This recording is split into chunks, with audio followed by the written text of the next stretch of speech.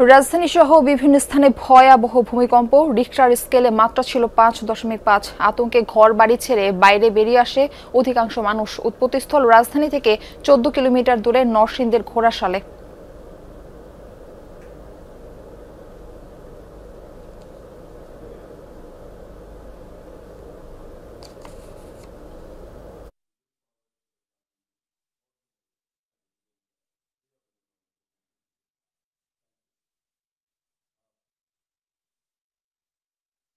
রাজধানী সহ বিভিন্ন স্থানে ভয়াবহ ভূমিকম্প। রিক্টার স্কেলে যার মাত্রা ছিল 5.5। আতঙ্কে ঘরবাড়ি ছেড়ে বাইরে বেরিয়ে আসে অধিকাংশ মানুষ।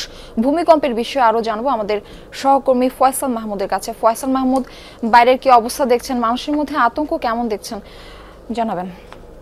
মারফি, এখন পর্যন্ত যদি বলি, আসলে বিগত কয়েক বছরের মধ্যে এত বড় বা এত ভয়ঙ্কর ভূকম্পন কিন্তু এর আগে ঢাকাবাসী, বিশেষ করে ঢাকাবাসী বা দেশবাসী দেখেছে বলে মনে হয় না। আমরা দেখেছি যখনই ভূকম্পনটা শুরু হয়েছিল তারপর থেকেই প্রায় প্রতিটি অফিস, বাসাবাড়ি, সবাই সব জায়গা থেকেই কিন্তু মানুষজন খুব আতঙ্কিত হয়েই তারা ছুটে অনেকটা যেখানে উন্মুক্ত স্থানে কিংবা সড়কে আসার চেষ্টা করেছিলেন। আমি এখন যেখানে দাঁড়িয়ে আছি যমুনা ফিউচার পার্কে, এই ফিউচার পার্কটা আপনি জানেন যে দক্ষিণ এশিয়ার সবচেয়ে বড় বিগেস্ট মল বলা যায়। তো সে জায়গায় এখানে হাজার হাজার শ্রমিক কর্মীরা কাজ করে থাকেন। সেখানে যখনই ভূকম্পনটি হয়েছে এর কিছুক্ষণ পরেই প্রায় হাজার হাজার শ্রমিক, এখানে কর্মচারী, কর্মকর্তা যারা ছিলেন সকলেই কয়েক মিনিটের মধ্যেই তারা আসলে সকলেই ফিউচার পার্ক থেকে দ্রুত বেরিয়ে আসেন এবং এখানে ফিউচার পার্কের যে সামনের খোলা ময়দানটি রয়েছে সেই উন্মুক্ত জায়গায় তারা সকলেই আশ্রয় নেন। আমরা সবার সাথে কথা বলার চেষ্টা করেছি, তাদের চোখে মুখে যেরকম একটি আতঙ্কের ছাপ আমরা দেখতে পেয়েছি, তাদের সাথে কথা বলে যেমনটি বুঝতে পেরেছি, তারা বলছেন যে তাদের জীবনে তারা এত বড় বা এত ভয়ঙ্কর ভূকম্পন বা এত বড় ঝাঁকুনি তারা এর আগে কখনো দেখেননি। তারা জীবনে প্রথমবারের মতো অনেকেই তারা অভিজ্ঞতা পেয়েছেন।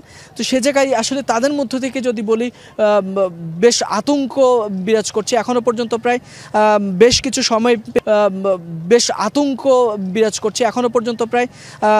কিছু সময় পেরিয়ে গেলেও কিন্তু এখনো অনেক আতঙ্কিত কর্মীরা তাদের কর্মস্থলে ফিরছেন না। আপনি যদি দেখেন যে বাহিরে দাঁড়িয়ে তারা এখনো আলোচনা করছেন, কথা বলছেন, সকলেই আড্ডা দিচ্ছেন।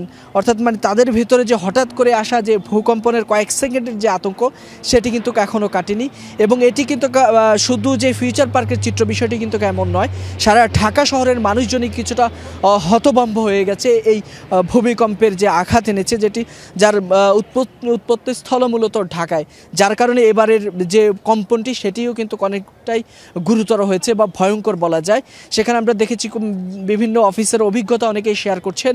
তাদের অফিসের বা বাসাবাড়ির বিভিন্ন জায়গায় সিলিংয়ের লাইট কিংবা তাদের শোপিস অনেক কিছুই তারা ভেঙে পড়ছে, এরকম চিত্র আমরা ফেসবুকে দেখেছি। এক কথায় যদি বলি, সারা দেশের মানুষের মাঝে বড় ধরনের একটি আতঙ্ক তৈরি করে গেছে এই ভূকম্পনটি। এই ছিল আমার কাছে। জি, আপনাকে ধন্যবাদ জানাচ্ছি।